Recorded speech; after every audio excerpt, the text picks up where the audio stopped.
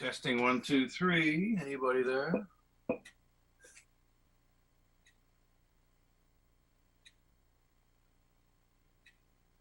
Can you hear me, Petrina, Margaret? Yeah, okay. I don't think we're on. Oh. Oh, yeah. Hi, Bob. Can you hear me?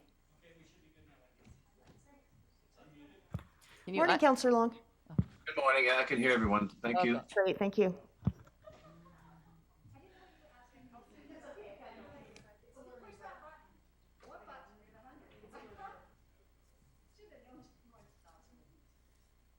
Is Mayor Froese attending? Mayor Rose was going to be online. He's not here now, so Okay. we'll assume either they're coming or having difficulties. But we have 5, so we're good. Yay. Councillor Woodward's here, so maybe 6. Yes. And Councillor Davis, is he? I did not hear from Councillor Davis. Okay. I see his name. Yeah, because he's there.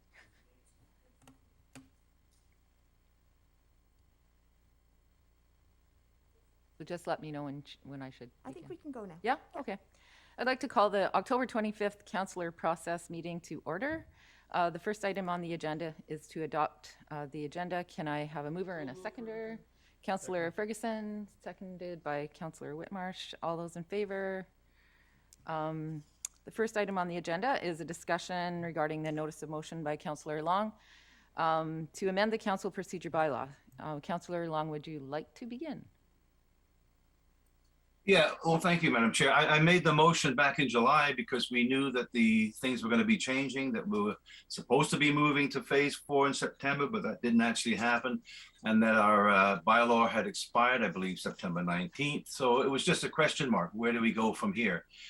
Since then, we've had a couple of meetings and the bylaw amendments, but I don't have any specific direction for council or suggestions, only that this is something that I guess at the time I wanted to really talk about, because in July we didn't know what was going to happen in September. But now that we're in October, maybe Mr. Bakken or Ms. Bauer can explain where we're at and whether we even have to do anything anymore. I don't know. It was a direction that was given by the Minister of Municipal Affairs, saying that to please make sure your bylaw is adjusted, because, and the thrust of her message, which I think maybe the clerk can confirm, was that regardless of where councils go back in the fall, where we are now, that the province really wanted the opportunity for the public to weigh in on Zoom or virtually, because the feeling was that it improved public access to us. So whereas before we have not been able to do that. So I'm not sure if that would be maybe the start of a subject, is can we allow the public to attend public hearings via Zoom if they request it? So did you have a suggestion as to where you wanted to go with this? Well, I think my suggestion is that maybe an explanation from staff is where we are today. The current bylaws that we've passed, what is allowed and what isn't in terms of the public and moving forward. Okay, so, Wendy or Ms. Bauer? Good morning. So where we are today is, as you know, we've amended the council procedure bylaw so that councillors may attend electronically in certain circumstances. They've been added into the bylaw. So in the event of a declared emergency, in the event of illness and those things, councillors can come online as they are this morning. The change that Councillor Long is also discussing is the community charter has been updated so that council may accept submissions by the public for public hearings electronically as well. And that is completely up to individual councils whether they move forward with that or not. We, at this time, still have public hearings where people can come into the building, because we are allowed people back in the building. They also could submit by writing. So that's where we're at right now. The current status of COVID has still had some challenges in that we do have a cap in this room of 102 people, staff and public attending. We normally don't have that as being a problem. It would be a pretty contentious public hearing before that happened. So as staff members, we believe that given the current conditions, we can manage the numbers we have. But if council would like to move forward and give us further direction about having people attend electronically, it will mean that we will be managing 3 streams of people during the meeting. Not impossible, obviously, but we'll take a little bit more, it'll be a bit of a challenge. We'll have online people, we'll have people here, and we'll have written submissions all at the same time. Again, totally doable, up to council in their direction. So could I move, oh, sorry, No, and pardon me, I just wanted to comment now, there are new orders as of the 26th or something, or 25th of October, removing the limits on indoor gatherings. Is that not? Actually, unfortunately, it does not apply to us because we are unable to check for vaccine cards. So the limits have been removed on places that can have checking on vaccine cards. We're unable to do that as we've been deemed essential. So based on that, we are still at the 102 limit. Which is the 50%. That's right. Well, there's Councilor Davis. so could I move that we just maintain the status quo of what we're currently doing right now? That would be fine, yes. You mean we don't want to have the public? You see, now the No, minister but the public is allowed to attend. I just think, with three different streams, I think that would be pretty complicated to try to manage that. Especially now that we are opening up. This is just, in my opinion, that we are opening up. So there is opportunity for the public to make their voices heard either electronically or by coming into the building as we are in the building as well. Oh, so I'm confused because currently the public is not allowed to attend electronically, and that's really the goal I was trying to. But I'm sorry, but by writing in, they can write in. I believe Councillor Whitmarsh has a question as well. Oh, sorry, Councillor Whitmarsh. Yeah. Just waiting Who's in?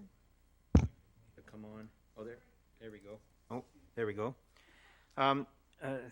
Thank you, Madam Chair. I just had a question through staff. Maybe if Ms. Bauer, maybe you could just explain a bit more the challenges of adding the online. You mentioned having 3 streams, and the written submissions. I'm not sure how if they're a stream that we do receive those and they do come to council, but they're not something that happens necessarily during the meeting. So I'm wondering what the complications would be, maybe technically, whether we can do it to have people both come in here to present, but also those who would like to be on Zoom to be able to speak at a public hearing. And how challenging would that be? Is there a cost implication?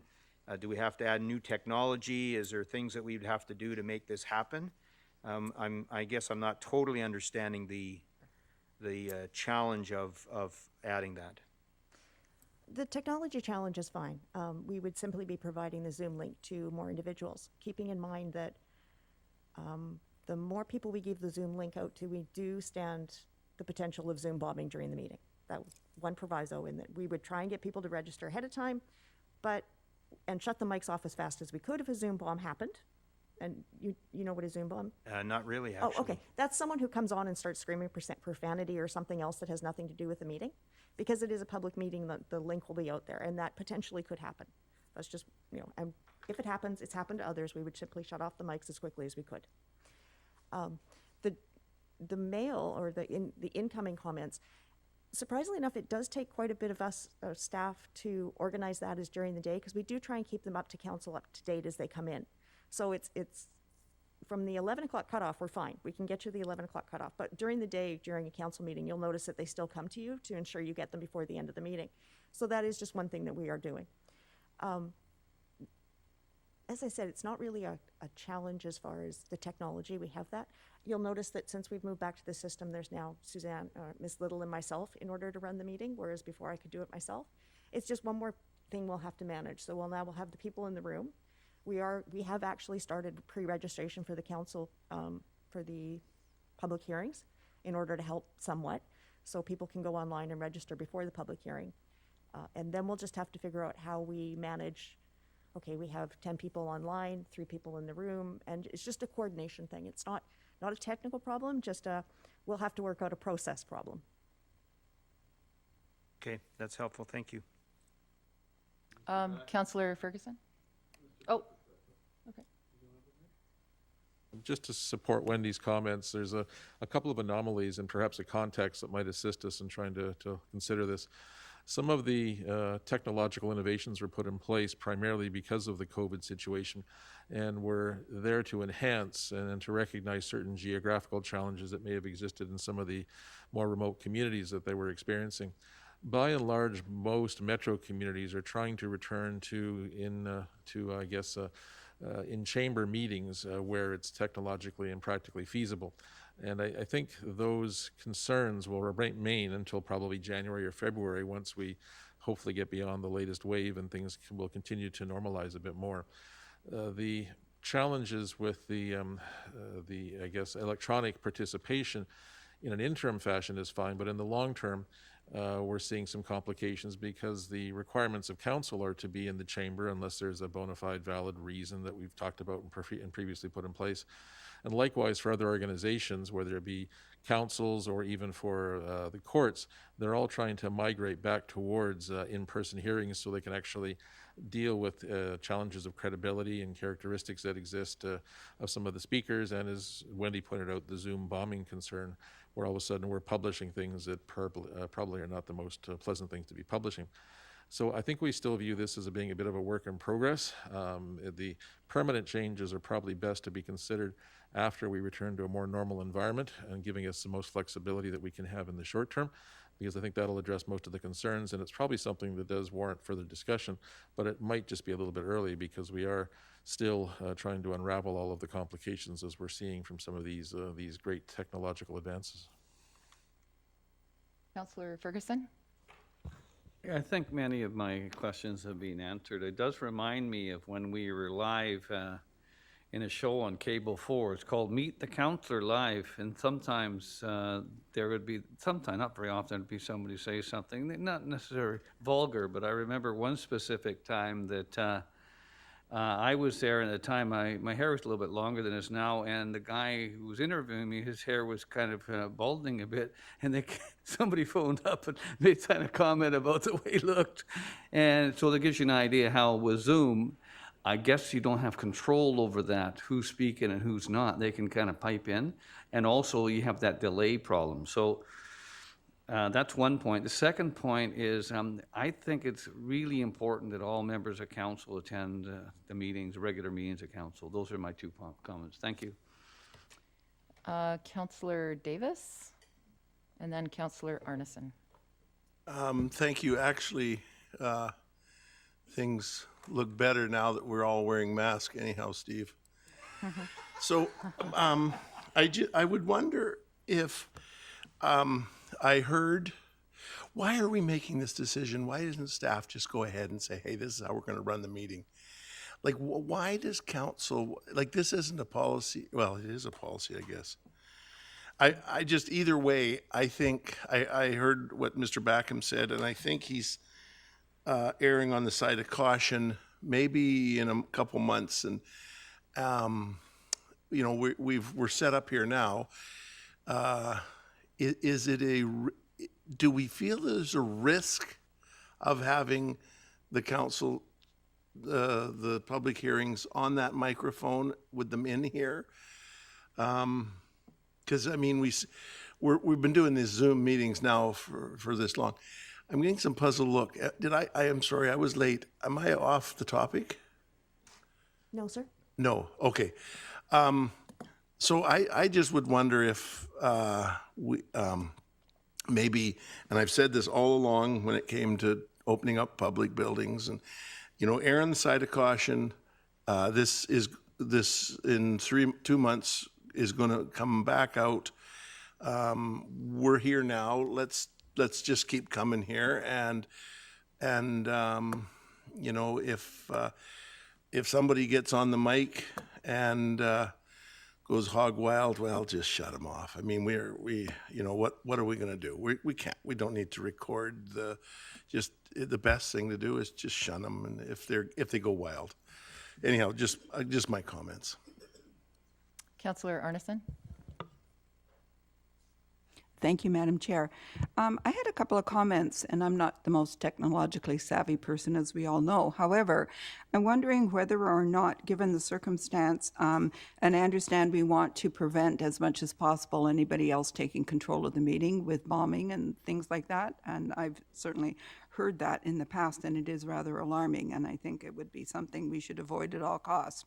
But I did wonder whether or not we would have the facility to have pre-recorded submissions that people could do. Because I know that it's very standard these days for people to make little videos of themselves, and I don't know why we couldn't consider that a person would make their submission and we'd give them the details of how long they could have, et cetera, and then we could pre-vet them. Now, it doesn't get away from the fact that there's usually question and answer, but my experience of public hearing is often there's not a real back and forth exchange in that regard. It's more having to do with getting the perspective of the individual and what their concerns are, rather than getting into the classic debate. So I just want to put that forward as, you know, a potential opportunity. And then my other comment sort of falls in with that, and is that I understand that if the status quo has been working for some time, we may wish to keep that. But I'm the type of person that likes to plan in advance, because I don't really know at what point. I mean, Mr. Backen is potentially suggesting things could normalize in January, but if we go backwards in time to last January, we thought things would be more normal than they are now. So I'm just saying that I think even if we didn't implement it, it would be good to have some kind of plan, because if something comes up that we don't anticipate and we're caught off guard by it, I think it would be more helpful than not to have some other thing that you could easily put in place there. Because I know we're not planning on having new neighborhood plans likely in that time framework, but if this carries on, you know, I could see that neighborhood plans, for example, that's classically something people want to come out for. So anyways, those are just my thoughts, because for me, to do a risk assessment of this is, you know, weighing the pros and cons of doing nothing and waiting, for example, with the potential something else could come up that we don't anticipate that we'd like to be prepared for. So I can thank you. definitely have some discussions with IT about recordings. There may be some merit to be able to, I'm not, you know, I like you, I'm not completely technologically savvy, so we would have to ensure we meet our freedom of information protection and privacy requirements, being storing in Canada and such, but it might be something that is completely doable. Okay, thank you. And just one final comment, I guess. My feedback I've been getting from some people is not so much that they necessarily want to come in person to the meeting, but still remaining, I'll call it lack of clarity about what the process is, even after this time. You know, so if you have a public informational meeting, I think people are still mistaking that, for example, with a public hearing, which is obviously not the case. But I think it's important that we, you know, keep the process up of educating people about what our process is, so that they don't after the fact say, oh, well, you know, you rushed this and we didn't have our opportunity or whatever. And I know that we do a really good job of advertising, but just to make those distinctions maybe a little more plain to some. Okay, thank you. Thanks. Councillor Long. Yeah, I'd like to go back to the beginning because Council Davis missed this. This is a directive that was given by the Ministry of the Minister of Municipal Affairs, saying that this using electronic means to allow the public to attend is improving public consultation, public input, and this is something that this council has always been championing, I believe. As far as the technology goes, I don't understand well, I mean, my suggestion would be that you had a certain period of time to register if you wanted to make an online Zoom connection. So, and I've been involved with many Zoom meetings where you have an individual Zoom link. So you can't be bombed. I don't think the public can just Zoom in anytime. Supposing there was the 11 o'clock deadline that was mentioned earlier for submissions, that would be the time that you would have to register to come on Zoom. So therefore, if you didn't register by 11, you're not on. So by the time the meeting starts, we'll already say, okay, we're having a public hearing and we're going to have 7 people have registered. And those 7 people will be allowed to speak, and that's the only 7 that will get on Zoom. That's number one. Number two, we do live in a very large municipality. The township is huge, so there's geographic concerns for people having to come, you know, fair distances to address council. So we are probably one of the most likely municipalities to adopt this type of technology. There's also weather concerns. We have today we're supposed to have massive storms. In the snow or inclement weather, this allows people to come and attend and bring out points about how bylaws will affect their property. So that's really vital. And illness as well. Some people might not feel well, and so here they have to come and say something because their property is going to be affected. So they put on best they can, take a couple of Advil or something, come to the hall, put us all in danger because they need to speak. I don't think that we should be in a position where we're not accepting public input. And I think that we need to go back to where this is being encouraged. So increasing public input is really the goal I think this council wants to do. So I think that if you put 11 o'clock deadline on it, that will alleviate all of your bombing. The other thing is, how many thousands of dollars have we spent, tax dollars, to put this technology in place, right? We approved a considerable expenditure to put the technological requirements into the chamber to make this happen. So I think that that's also a tool that the taxpayers have paid for and they have a chance to use. So I know, Madam Chair, I've got a lot of points there, but I really think we need to discuss each one before we say, no, we're not going to do it. Can we have some further discussion on that? Maybe one at a time. Like, what about the 11 o'clock deadline? That takes care of the bombing, sends out a unique link. When I get a Zoom link, it says, do not share this with anybody else. This is your unique Zoom link. Because, I mean, we've never had anyone bombing a committee meeting for Metro, for example, because the links are unique. Ms. Bauer, Can we start with that? did you have any comments, or Mr. Backen? Thank you, Madam Chair. Just to add some clarification to it, a few points. Back to Councillor Arneson's comments, I think it's certainly worthwhile and can be looked at in terms of the, if you will, taped presentations and whatnot. The one challenge we'd have to view is in terms of the public hearings, what the language of the statute actually says in terms of public hearings, in terms of how that jives with there being a previously recorded message. By having a taped message, if you will, that's very much like having a written submission in some ways. It's just that it's got visual components to it. So that's something that would apply to public hearings. As to the delegations, they tend to be a bit interactive, and they are certainly different than the public hearings, but that interaction is one of the reasons why many of the communities are trying to bring things back into play, because it's one thing to actually hear someone remotely, but to actually see them in the chamber with their body language and whatnot, one can sometimes assess issues of credibility much more strongly than if they're behind a screen somewhere. So just some points to consider on that. As was pointed out, Councillor Davis didn't get the benefit of the first few comments, but the direction of the ministry was to actually allow electronic, input overall by the statute, but leaves it to council to decide what's appropriate for the community. And as we were saying, what we're seeing is that in some of the far more remote communities that has occurred, but in communities our size, it's an interesting argument that it's needed or necessary. It comes down to, I guess, the desire for the submissions versus the sanctity of the chamber, if you will.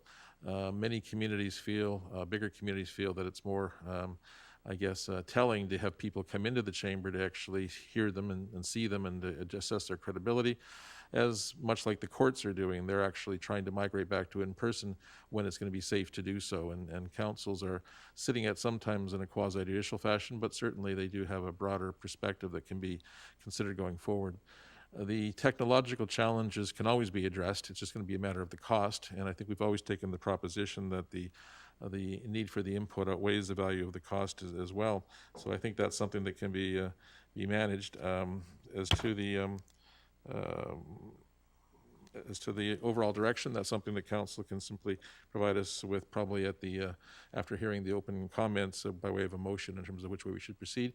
But I was going to comment that I think that all can be done, but again, it's the timing, as Councillor Davis pointed out, is now the time we want to be committing to it. I think we want to plan for the future, but there's many uncertainties, and our thought process was more to revisit this come the spring. January was the time frame, particularly because it'll be a requirement for council to be in the chamber at some point, and that will create a bit of an anomaly if council is required to be in the chamber, subject to medical issues, but the public does not. That's a bit of an anomaly that we'll have to weigh in terms of how that's going to play out.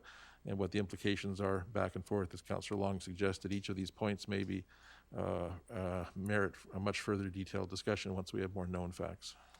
So, Madam Chair, I would like to put on the list that I would like to make the motion to move in this direction. I might like to add too, certainly council can remember back when we have public hearings that go late into the evening, having young families with children who've come to the chamber for 7 o'clock thinking that they're going to get on. The other public hearings maybe happen before their issue is towards the end of the meeting, 11 o'clock, 11:30. Poor young children being in the audience because the parents feel a need to speak.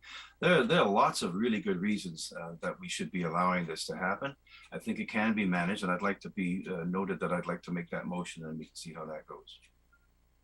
Okay, so do we take a seconder at this point, or do we just go? Well, I think Councillor Whitmarsh. Councillor Whitmarsh, okay. Councillor Whitmarsh. Well, thank you. I'm fine to wait and have a motion, and then I'll make comments to the motion. Okay, so Councillor Long made. I move as per the directive from the Minister of Municipal Affairs that we do allow public, but that we have an 11 o'clock deadline, that an individual Zoom link be sent to them, and basically we're saying to folks, if you can't make the meeting, this is an option for you, but there is a registration deadline that you have to fulfill, and that would take care of a couple of the problems that we've talked about. So I would move that we allow the public to make submissions to public. We're just talking about public hearings here. Now, let's be clear on this. I'm not talking about delegations. I mean, that we could talk about that, but I think we are talking about public hearings. We do have neighborhood plans coming up, so I'm talking public hearings, and I don't think waiting is going to be the answer, because things aren't getting any better, are they? So I would move that we allow that with an 11 o'clock deadline, and that's the cutoff time to register for online delegation to public hearing. Okay, so do I have a seconder?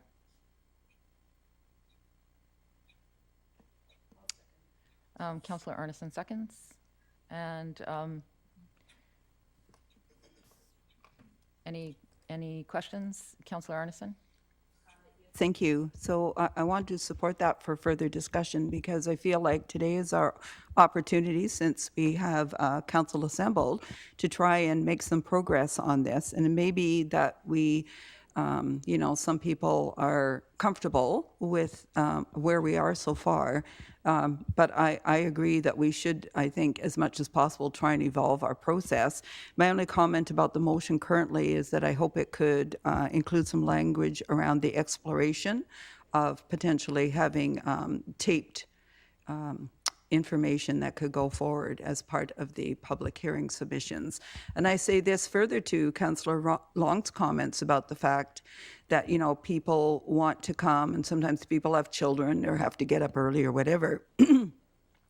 But it seems to me that that's another reason why, if technologically speaking, we could manage to allow that to happen, it would mean that people wouldn't be encumbered by a timeline like that, like the 11 o'clock cutoff, or wondering when they were going to be able to join the Zoom meeting.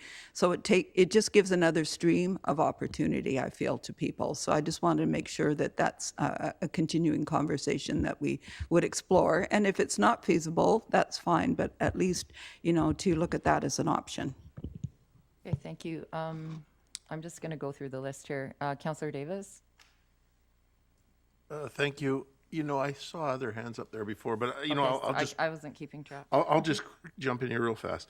Like, Councillor Long, at 11 o'clock, who's going to say no at somebody that comes in that's going to be late?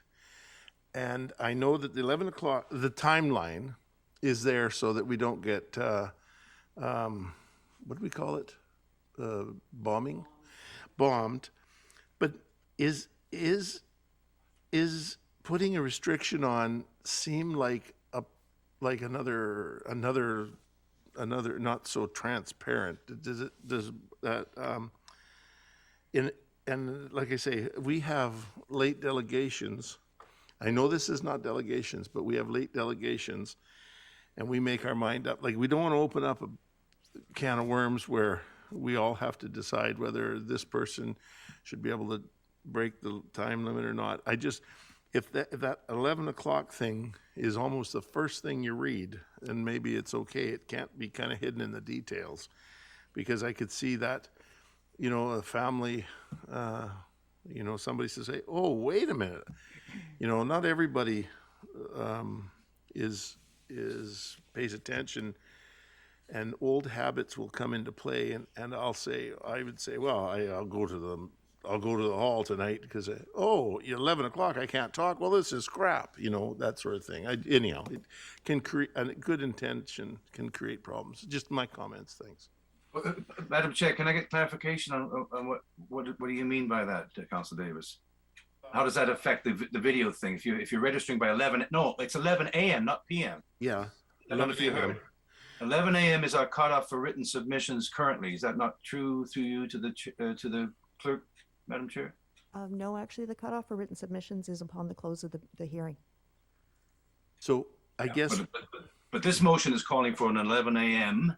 registration deadline for Zoom connections. Yeah. And Motion's actually calling to follow the ministry's recommendations, but with 11 o'clock cutoff.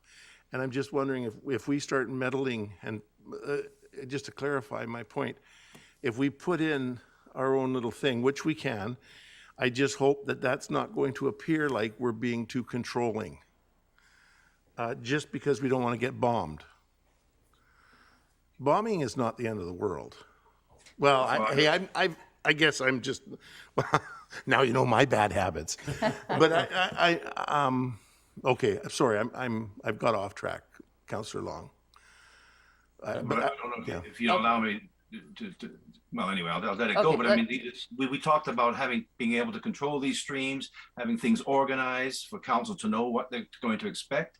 When we sit at a public hearing, we know all these people are sitting in the audience, so we know that we got 50 people out there. We'll also know at that time we have 6 people in the queue for Zoom. And I don't think it's restricting anything. I mean, the alternative is not having Zoom at all. So, I mean, it's much better than that. Sorry to overspeak. Okay, so let's go to the next speaker, Councillor Whitmarsh. Oh, sorry, Mr. Backen. There's an important technical point, a legal technical point, not technology point, that we have to be cognizant of. It's quite right that submissions to the public hearing are welcomed until the close of the public hearing. We would have to assess the concept that we could put a deadline for some sorts of types of submissions earlier in the day. It certainly has merit, and I understand the nature of it, but I have a suspicion that the legal analysis would suggest that we must leave the electronic means open to the end of the meeting as well, and then once it's closed, then council, of course, can receive no further submissions.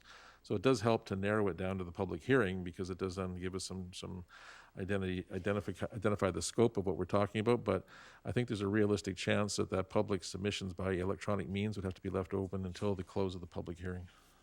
If you don't mind me saying, Madam Chair, my motion is saying to explore it. So then I'd rather us not vote it down today, but this is a good question that Mr. Backen's brought up. So let's find that out. Certainly, if that's the case, then that it makes the motion rather moot. Okay. Is there any other comments from staff? Okay. Councillor Whitmarsh. Yeah, thank you, Madam Chair. Yeah, I mean, I'm hearing lots of good information, both from council and from staff on this topic.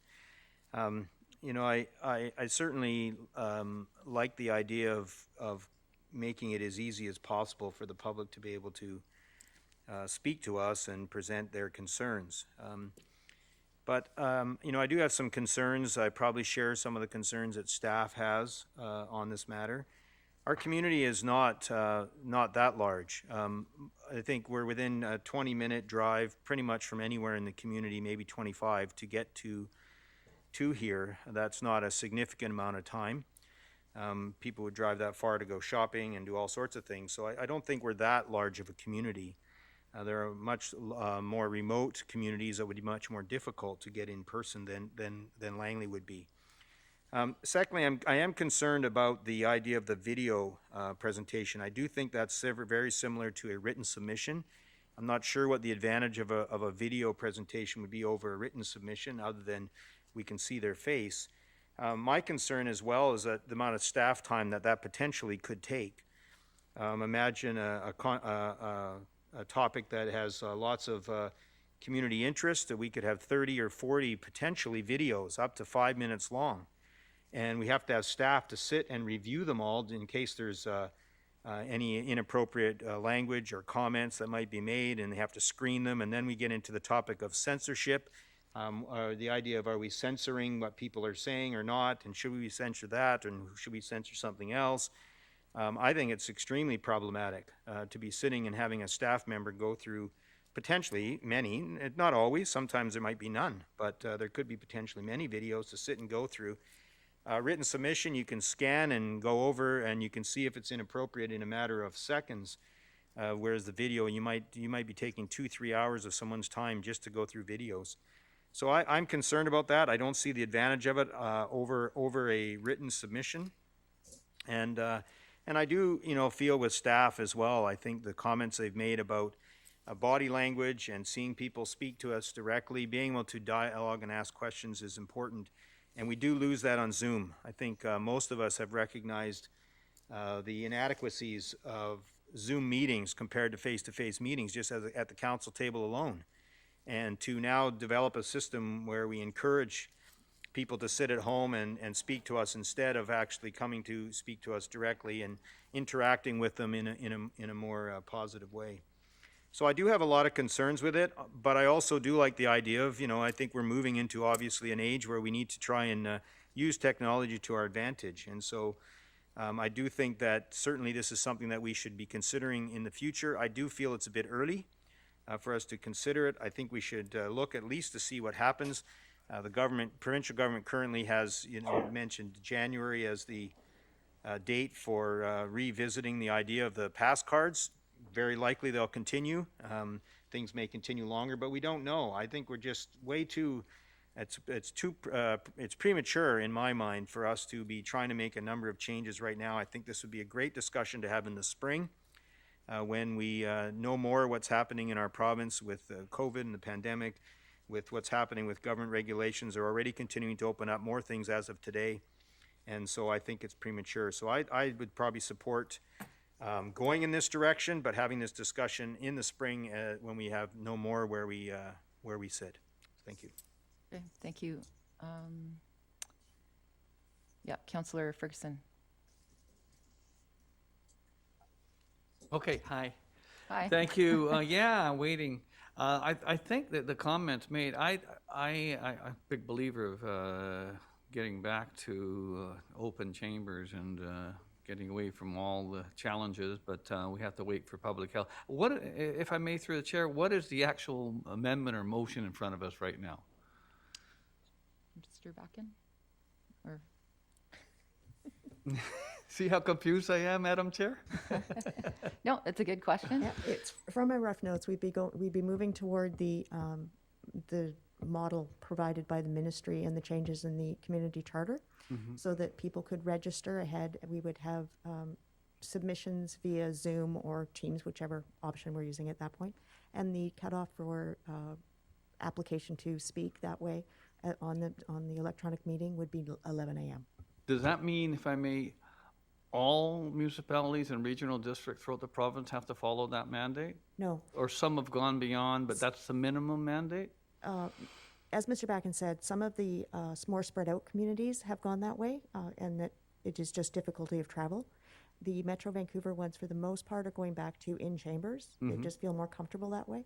The ministry is simply, with the act, is simply changed so that the community charter, other one.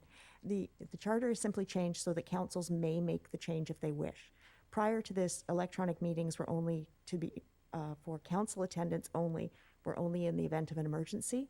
So the recent change made it so council didn't have to make it for an event of emergencies. You could set your own rules for it, and then council could allow for submissions from the public using electronic means for public hearings. Okay. So anyway, I see the points made by other councillors about, following some guidelines by staff, understanding the challenges of the financing and the financial challenges, understanding the challenges of a video for submissions. Those are all challenges as well. A point of order, there is no mention of videos in the motion. even though that was discussed by Council Arneson and Council Whitmarsh has concerns, it's not in the motion to allow people to send videos in. I think that's correct, and that's what I wanted to clarify, Councillor Long, or Chairman Long. I wanted to clarify that point because it's not in the motion. I'm not sure if it'll be a subsequent motion, but as mentioned by other councillors, you know, the best thing to do is in future, you know, we're waiting. And it was mentioned in spring is to get back to away from Zoom and away from in-person meetings as soon as possible. Thank you. Okay, so I haven't, I know Councillor Long, you're up, but Councillor Woodward hasn't spoken yet, so Councillor Woodward? Just this upward, there we go.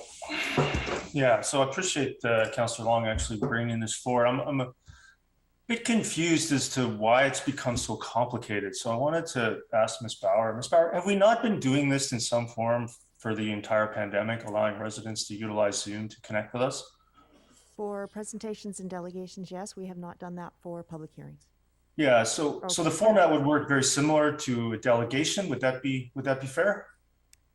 Yes, it would.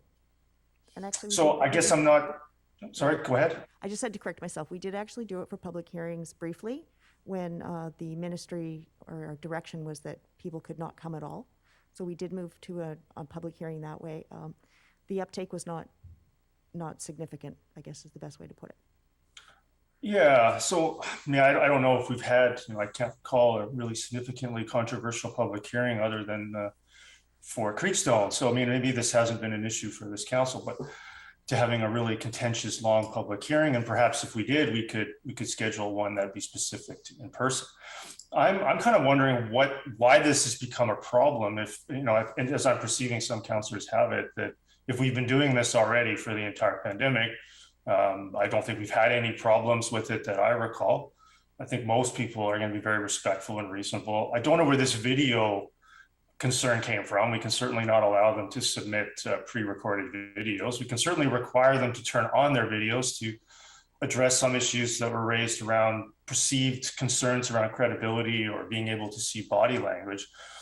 I mean, I guess for me, it's just pretty simple. If we can make it easier for people to make in-person or, you know, in the new age we live in, submissions directly to the council, why would we want to delay or restrict that? Why would we want to take it away if we're fundamentally already doing it or have been doing it with no issues that I've seen?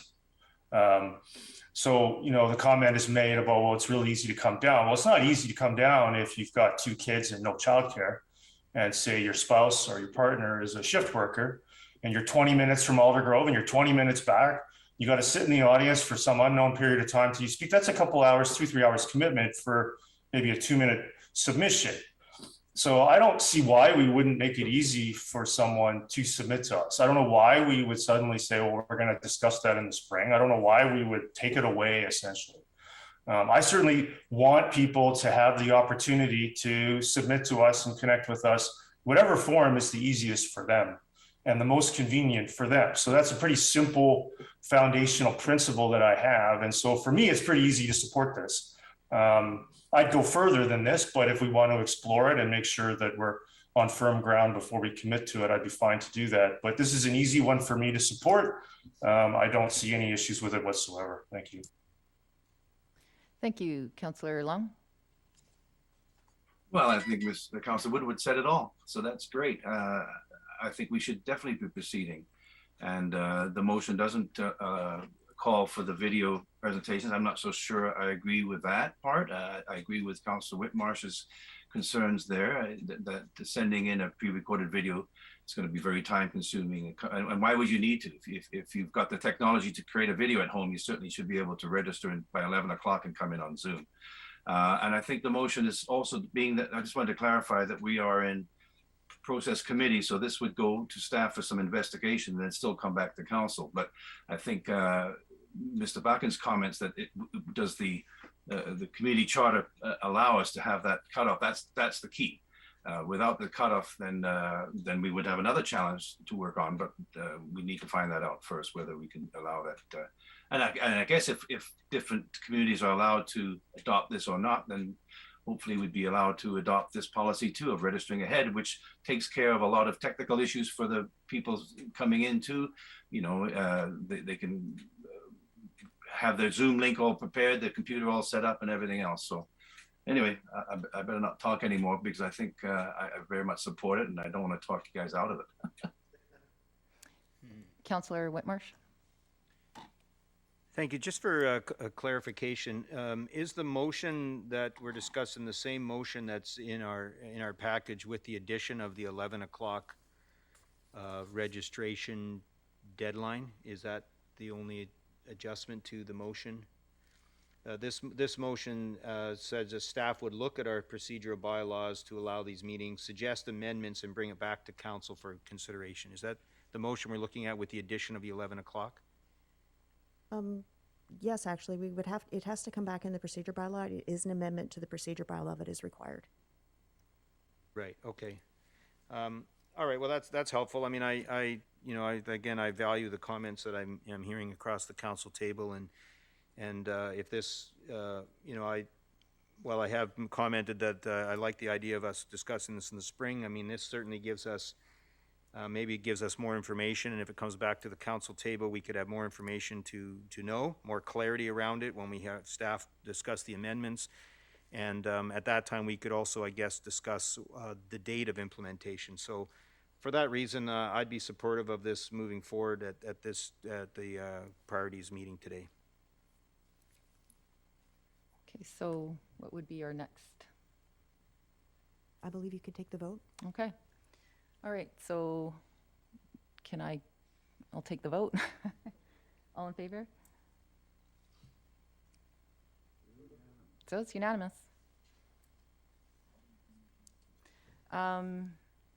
There's no opposed. All right, so terminate the meeting, is that where we're at? Oh, number 2, okay. I understand Councillor Richter had some further amendments to discuss, but she's absent. Are there any other potential amendments to the council procedure bylaw to discuss? Councillor Woodward? Yeah, I just, Madam Chair, I had a procedural question for Ms. Bauer. So Ms. Bauer, there were, I think, a number of amendments. Proposed amendments. This is going back to, I believe, very early after the election in 2018, early 2019.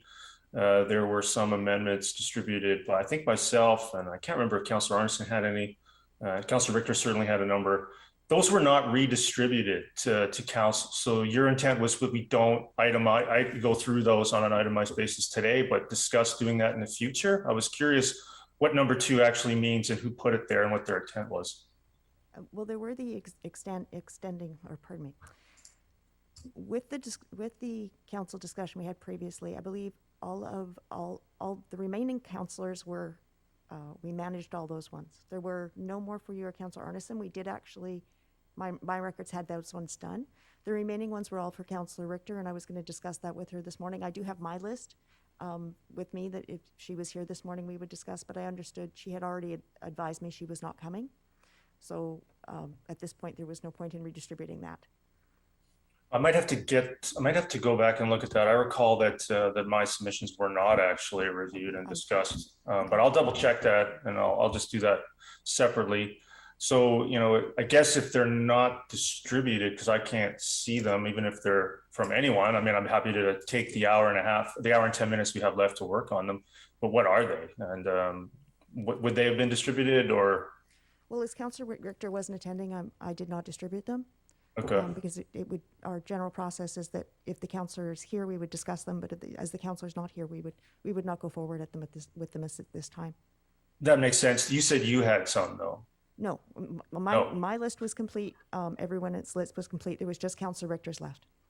Okay, and I'll confirm that quote my list. I don't, okay. Was completed, but I don't recall that, and I want to make sure that if I'm recalling that correctly, and if it was indeed just address that I'm remembering that correctly. So I'll confirm that with you. So right now, Councillor Richter's items are on the CPC list for future CPC meetings. Yes, and I do need direction from council if we want to come back to that, or if we want to move ahead with some of the other things on the CPC list. Yeah, and I mean, I wonder if there's some on there that are small, even though they're not on the agenda today. Small in the sense that nothing needs to be distributed, not that they're unimportant, of course. Because I have an hour and 10 that I set aside. I've always been very clear in my frustration that CPC meetings are not called often enough. They're called very rarely. We never actually get through the list of items. And I've always thought that these council procedure bylaw proposed amendments from Councillor Richter were exhibit A of that, proposed almost 3 years ago. Thank you. So, As far as moving forward with some of the other things, unfortunately, all of them require presentations or discussions from staff, so they are not prepared. Okay, great. Thank you. is there any other business? I guess Actually, I have one, Madam Chair, while we have a few minutes then. All right. Could you, Ms. Bauer, could you quickly review for us what's next in the CPC list, and maybe we could review that and maybe move some items up or down? Can we take a 5-minute recess? That's the one binder I forgot to bring. Yes. I'm also happy if no member of council is interested in this, I'm happy to just drop it and we can terminate and get that distributed separately. It's up to you. I'm just trying to use the time. Maybe there are some items we could move up or down on that list. I'd like to review that list and maybe even discuss trying to get these meetings convened more often to process through the list. Thank you.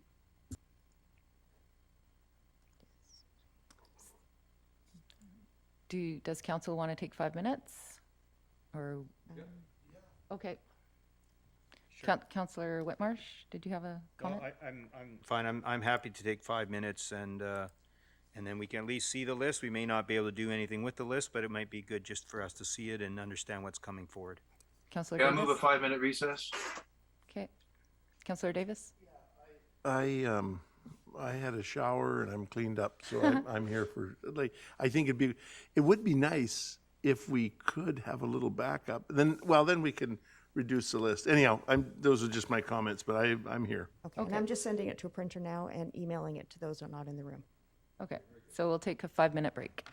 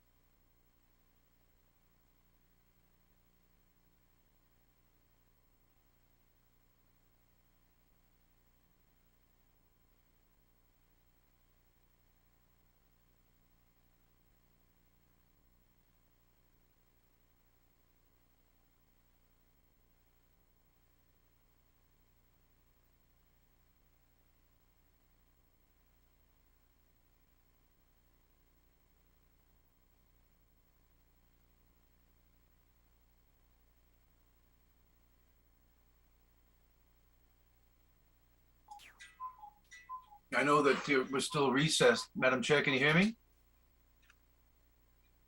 Oh, maybe it's not turned on.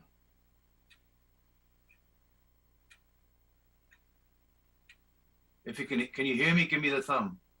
Okay, so right away it says that there's refers to attachment A in the red letter text. I'm wondering if that could be sent also, because I don't have that. It says the council directs staff to prepare an amendment bylaw for the township of Langley procedural bylaw, blah, blah, blah, to incorporate the amendments provided as red text in attachment A, but I don't got no attachment A. Yeah, I don't have that either.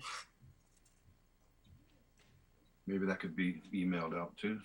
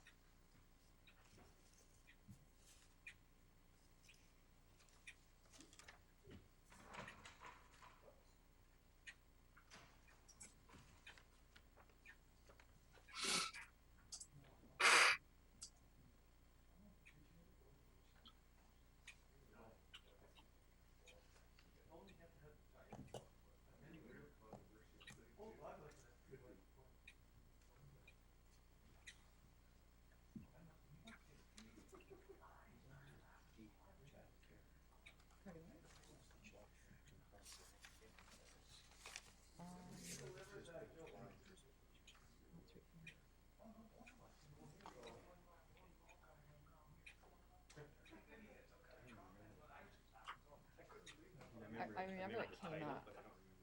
Yeah.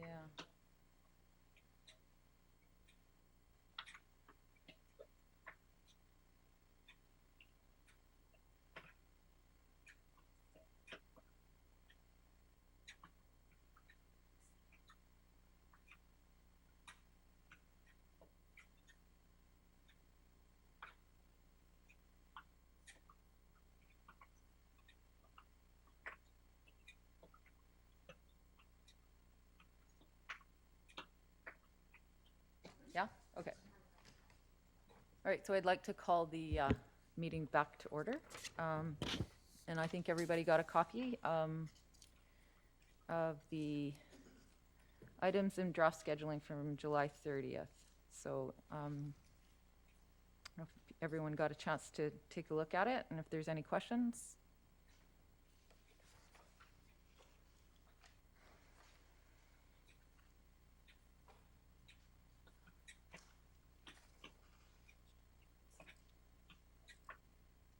Councillor Whitmarsh?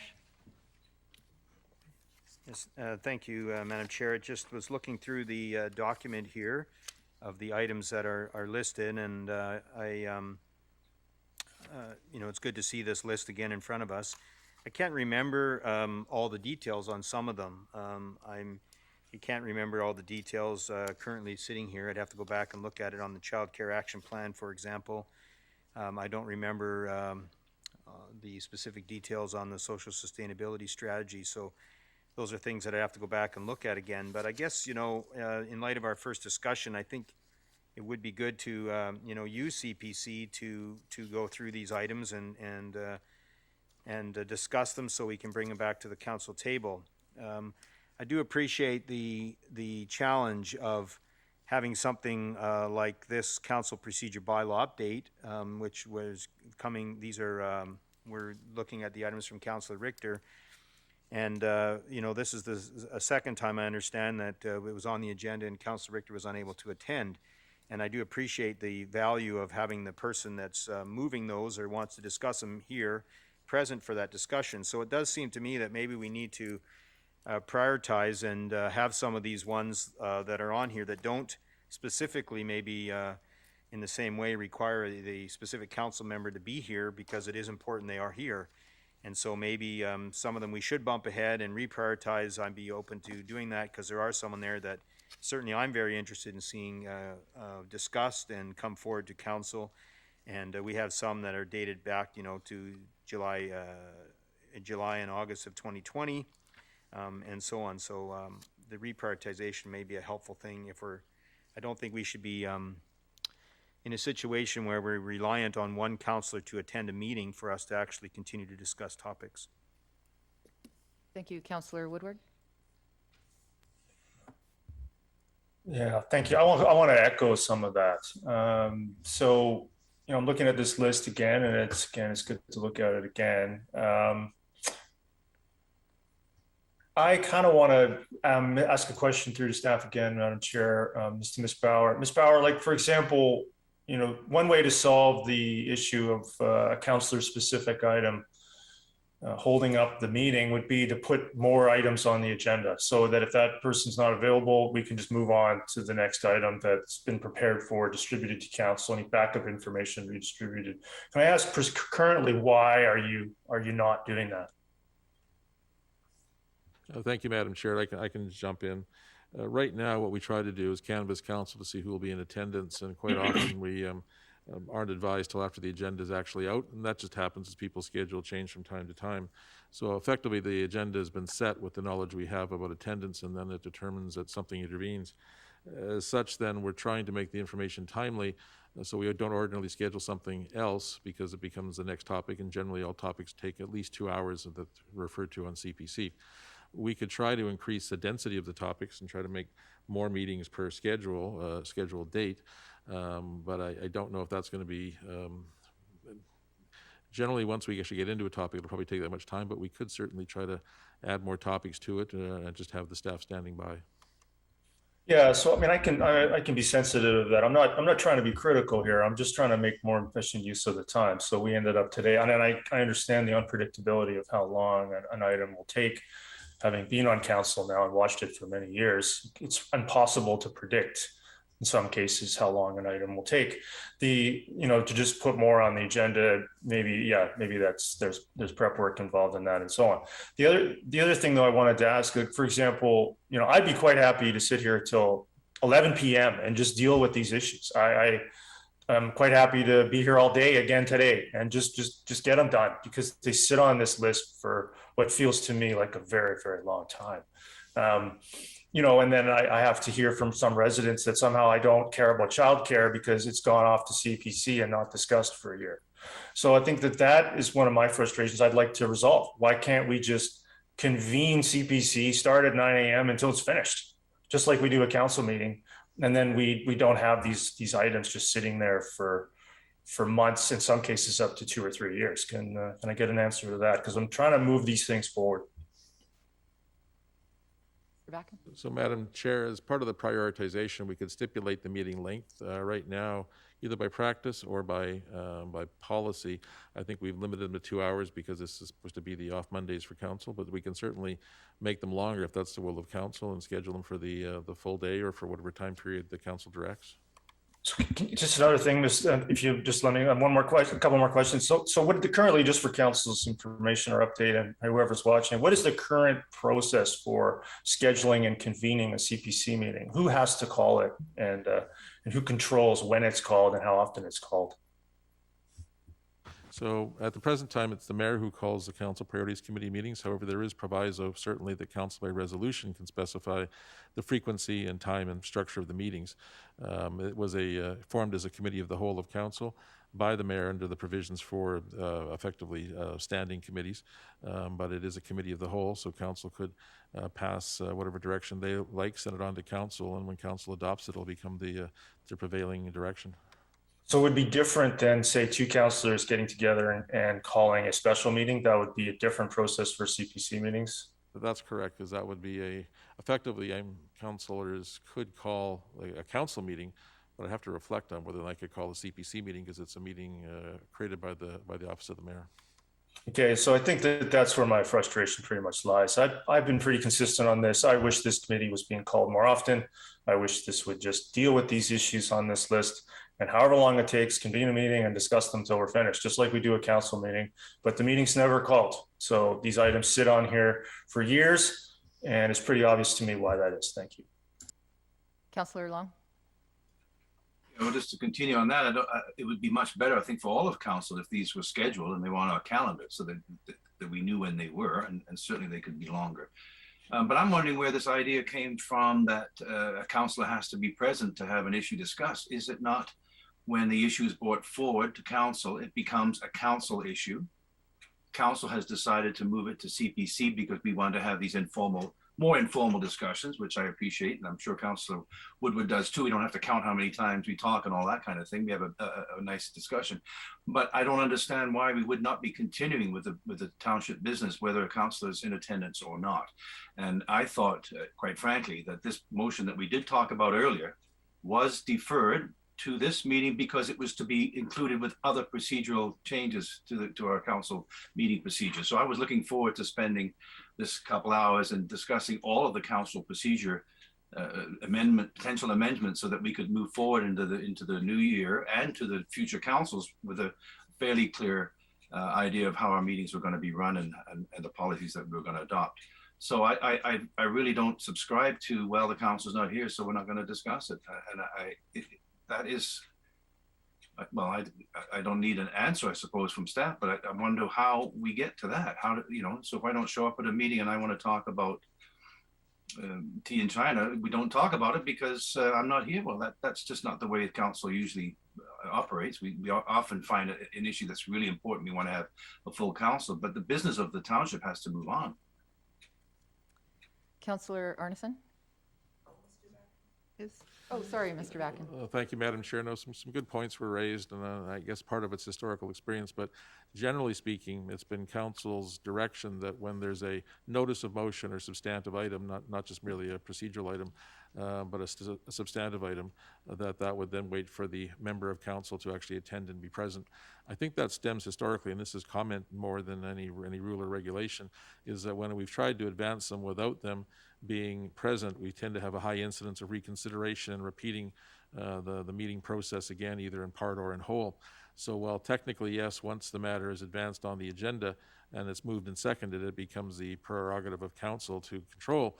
The practicalities of it have been that there's been I guess a deference to making sure that those who are sponsoring the matter could actually attend.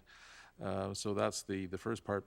As to the second part, then the procedural bylaw, as has been said, has been a work in progress for some time, and actually will continue to be a work in progress, I think, for every council during the duration of its term.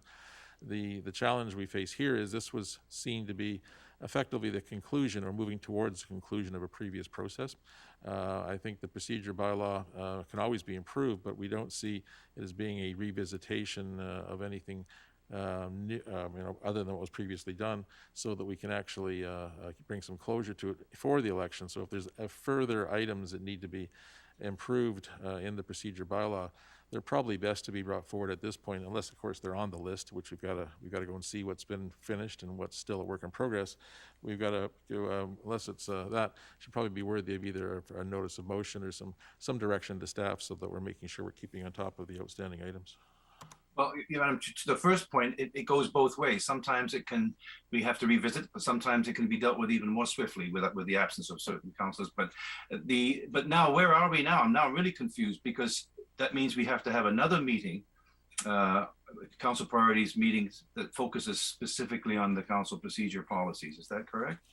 So where we're at right now, Madam Chair, is by a rough count, I don't have my glasses on, I think there's 7 outstanding matters that are on the list. One of those matters remains as being the council procedure bylaw update, and that's based on the outstanding items from the previous 4 or 5 meetings that we've actually had on this matter. I think we've had, Ms. Bowers, is this our 4th or 5th meeting on the procedure bylaw with CPC?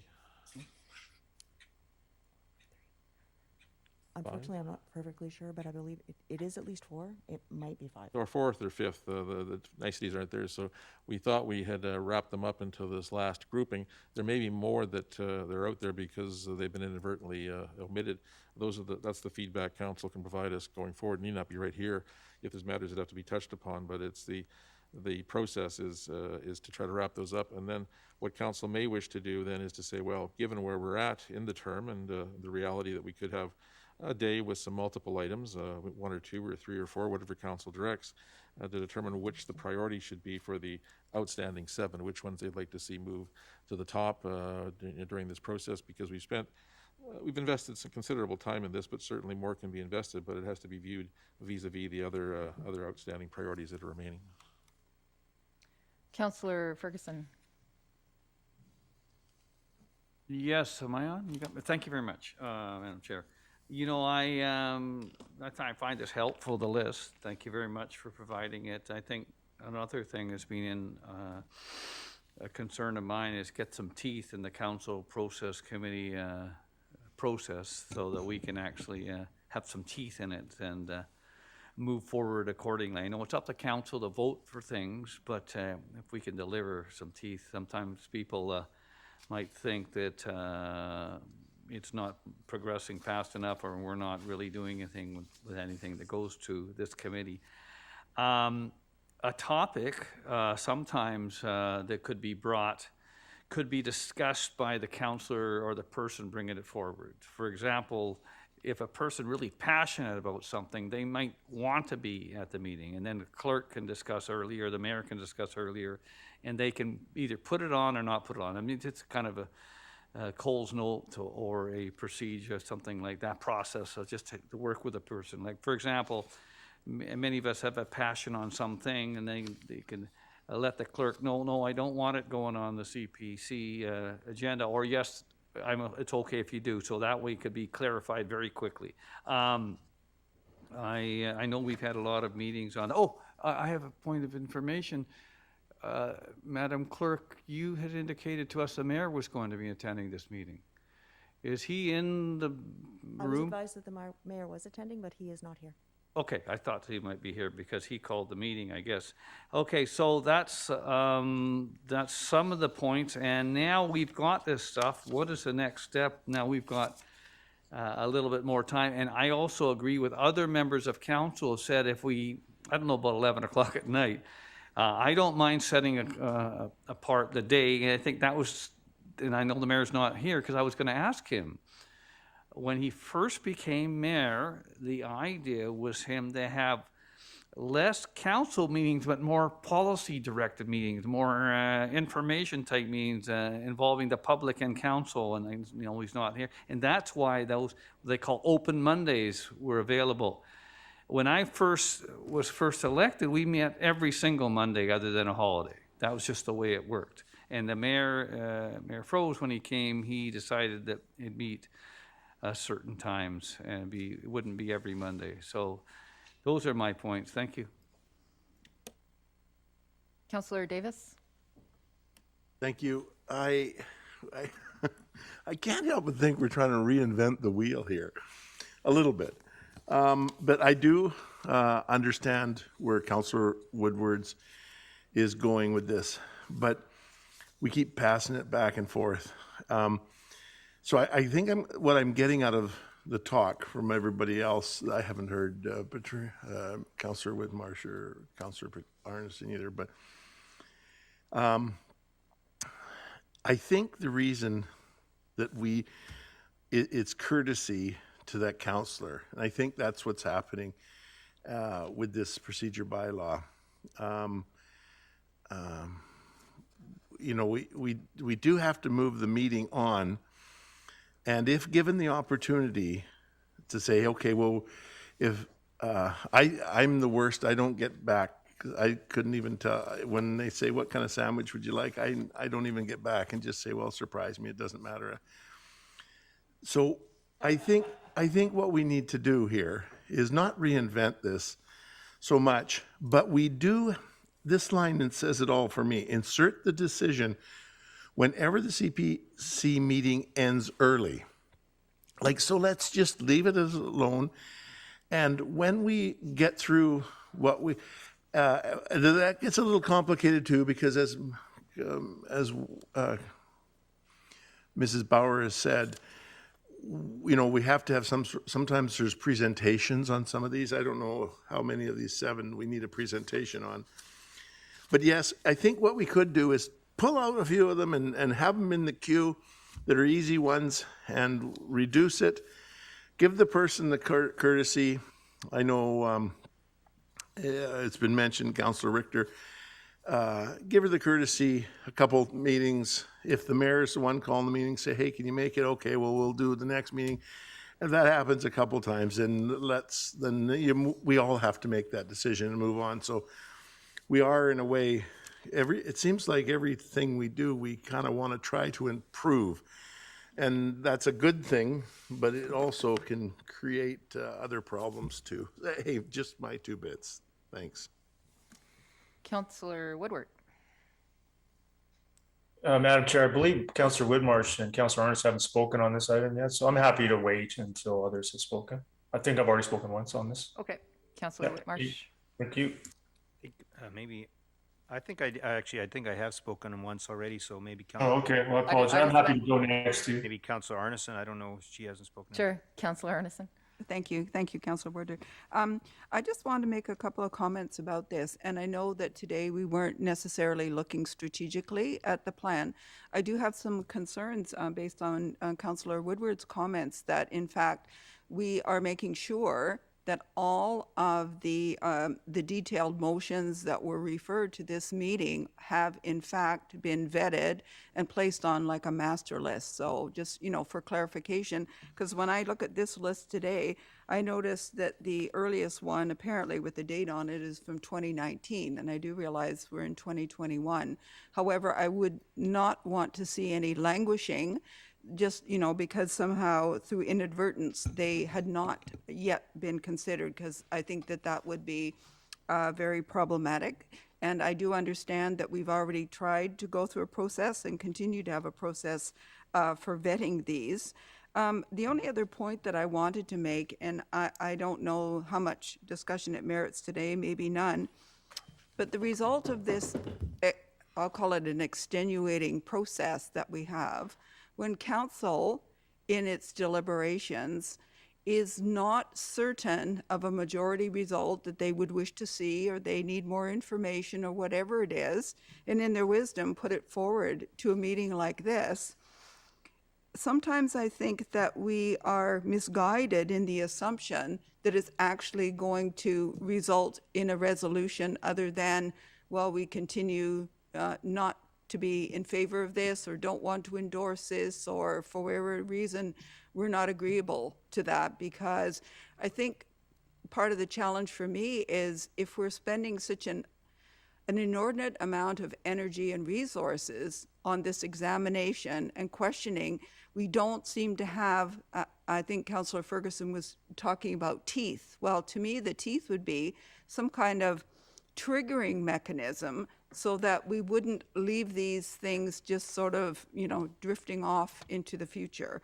So I don't know, but it seems to me that if something's already, I could be wrong, but if something's already in the trajectory of council is not committed to it, or they're not really sure, I think just because we go through this process doesn't necessarily provide any positive answer one way or another. And it just means that we've committed to more time and energy to talk about it, potentially with an outcome that is still uncertain or non-defined.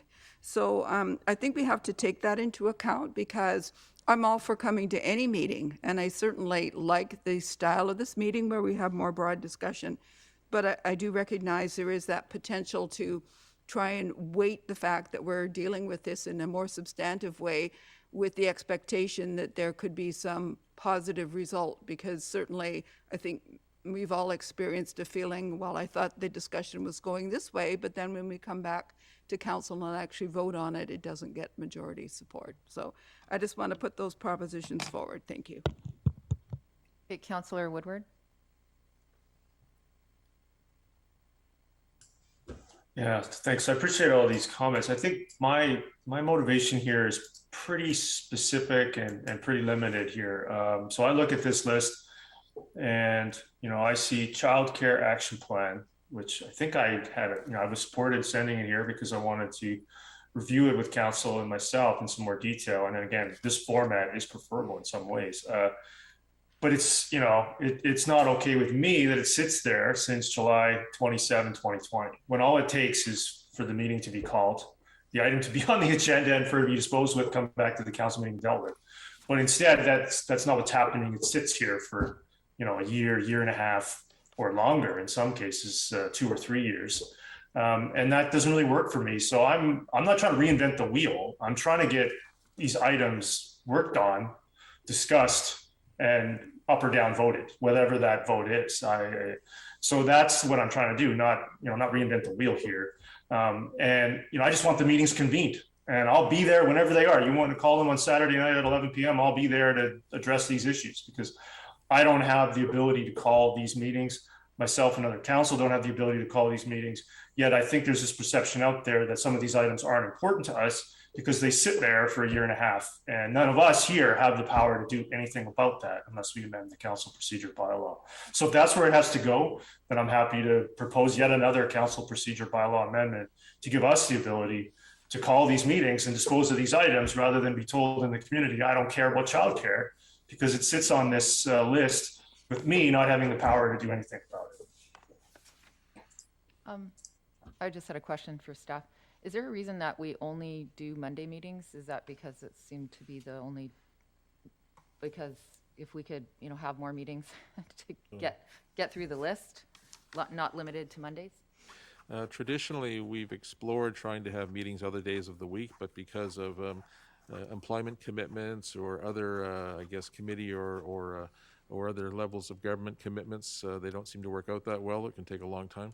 Generally, everyone reserves Mondays for the full day each week, and because we have council meetings in theory on 3 of the 4 Mondays, the 4th Monday is then left open for the CPC meeting, and the schedule can revolve a bit.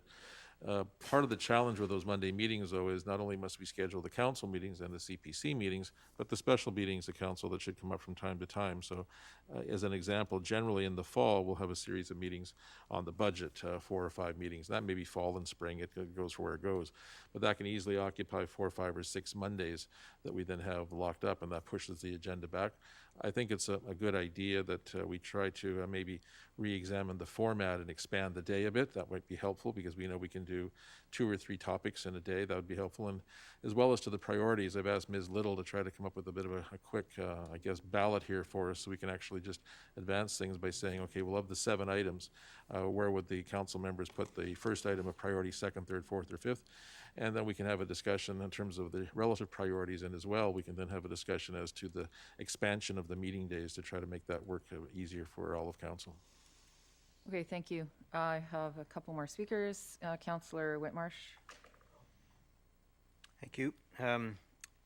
Just a question through to staff on how often have we been having CPC? Like they haven't been once a month. Have we been averaging like 3 or 4 a year, or how many CPC meetings are we sort of been having maybe in this term? What are we averaging on an annual basis?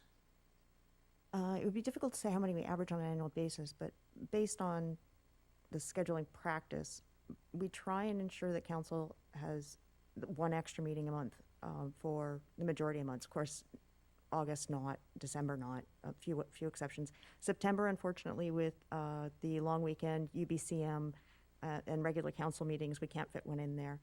The challenge we've run into recently was council had several discussions or council meetings with Mr. McIntosh, and those took up the extra days as council discussed how the budget was going to be done. I think there was 3 meetings with council with Mr. McIntosh Dr. McIntosh. So it's been a little bit challenging with the budget to schedule extra things. So that's that's been our challenge right now. I am hopeful we can get more scheduling for CPC meetings and not take up too much more of council's time. But again, we're back into budget season already. So the spring was taken up by how are we going to budget? Now we actually have to budget, and that will probably take up some of the meeting space. Right. So I certainly appreciate the challenge with that. One of the things I was wondering is, as well, just a question was, when we schedule CPC meetings, they're not something that's done at the beginning of the year, like our council meetings where we approve a council calendar. The CPCs are sort of scheduled throughout the year, sort of on an ad hoc basis. Is that more how we schedule them? We try and work in and around the budget meetings that are necessary. So understanding the budget is something that has a hard, fast deadline to it. They always take the priority if we need the extra meeting space. Right, okay. So it's something we don't put on the calendar, as I don't always know exactly when the budget meetings are going to come. So Madam Chair, 2 components to that. In a utopian type world, there wouldn't be committees of the whole. There would just be council meetings because they're really, everything is so smooth and so clear, there's no need for them. So as such, we can't really schedule actual meetings. We can reserve meeting dates throughout the year for the committees of the whole. But the current process is that those meeting dates, while reserved, would be actually at the call of the mayor, because it's a standing committee. So our procedures require them to be called.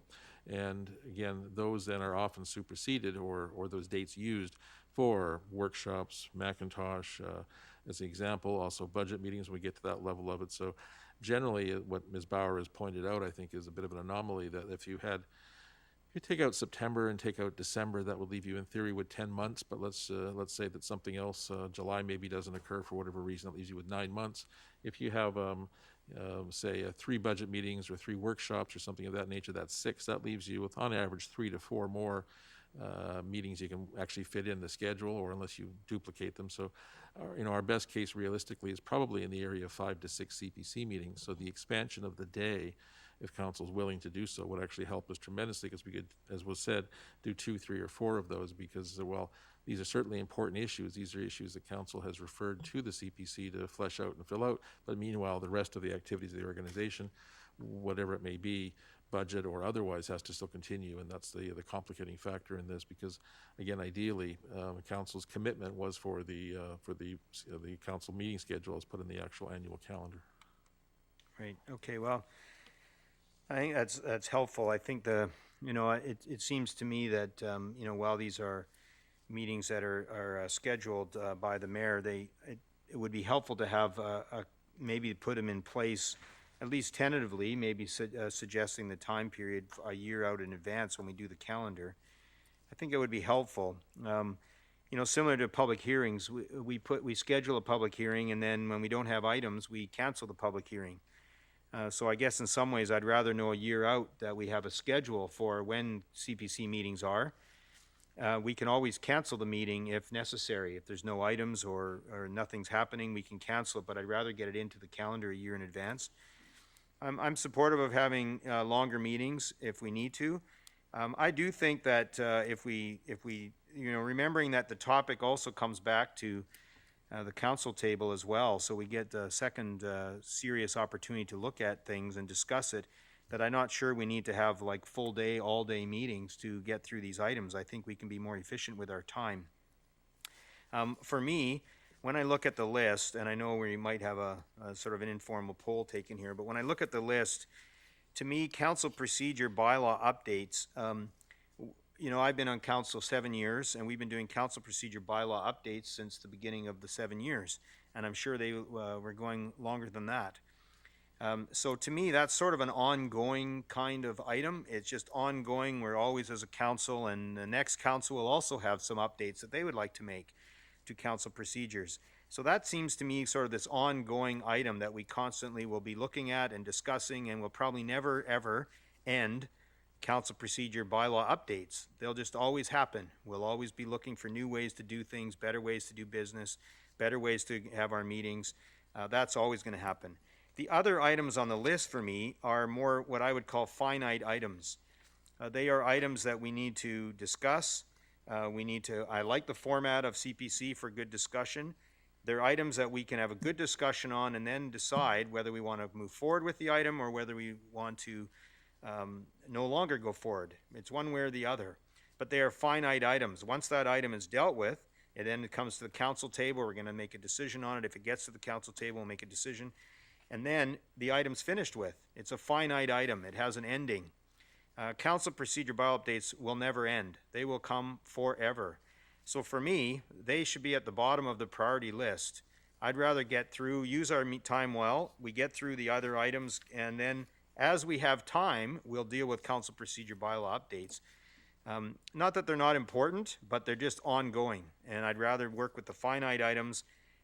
I'm happy with the way the list is now. I'm happy with almost any order. I think we could probably get through the rest of the items in probably 3 CPC meetings and get them sent on to council.